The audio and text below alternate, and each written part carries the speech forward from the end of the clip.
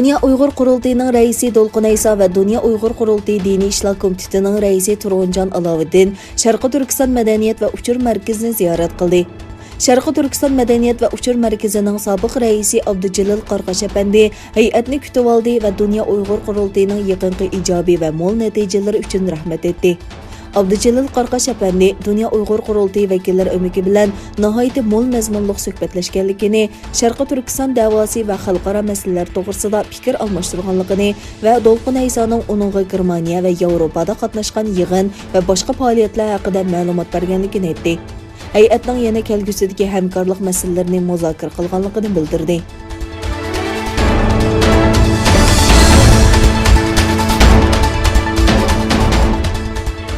İgilinicha Sharqi Turkistondagi bir ko'mirkonni suv besishi natijasida 21 ishchi qapsilib qolgan.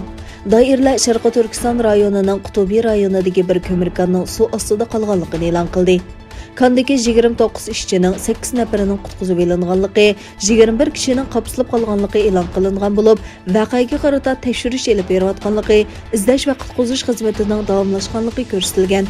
Xitoy davlatlik kon bexatarlik idorasi 19 yanvar e'lon qilgan bayonotida Xitoyning 32 konni atrofli tekshirib, hodisani oldin olish qaror qilinganligini bildirgan edi.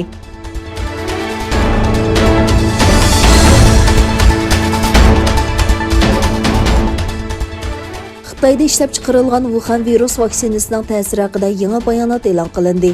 Xitoy kasalliklarni kontrol qilish markazining mudiri Gaufu Xitoy vaksinalarining yuqori qo'g'dash unumi yo'qligini, o'xshamagan vaksinani aralashtirishning unumi oshirishdagi yaxshi usul deb qaralganligini aytdi.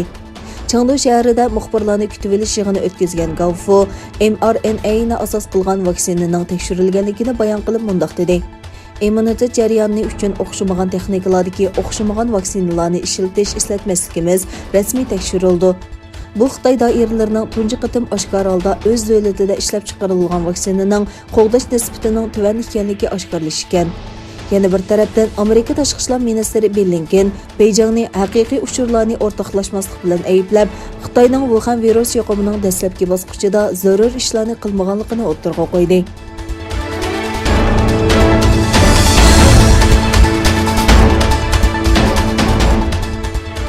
Amerika tashqi ishlar ministri Antony Blinken Amerikaning Xitoyning Tayvanga qaratgan tajovuzchilik maydonidan andisha qilayotganligini aytdi.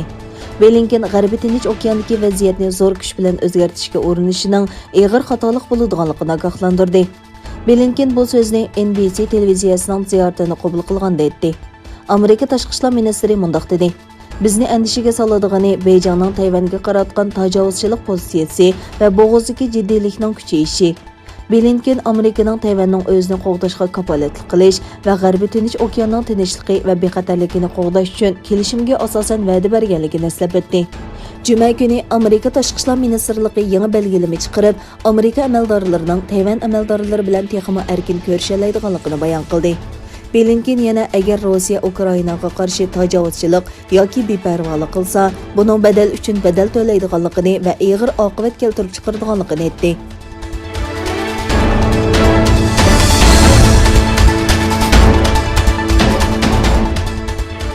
Qirg'iziston xalqi yerlik saylam va hokimiyat tuzumida uzul-kesil o'zgarishni ko'zda tutgan yangi asosiy qonun loyihasiga bilat tashildi. Dastlabki saylam natijasiga qaraganda, umumiy xalq orasida ovozga qo'yish 79,1% ovoz bilan ma'qullangan.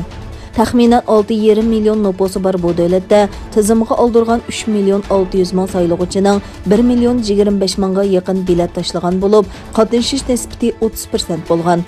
Dastlabki bilet sanash natijasiga qaraganda prezidentlik sistemasiga o'tkazishni ko'zda tutgan asosiy qonunga tuzatish kirgizish taklifi 50% dan ko'p ovozga erishib ma'qullangan.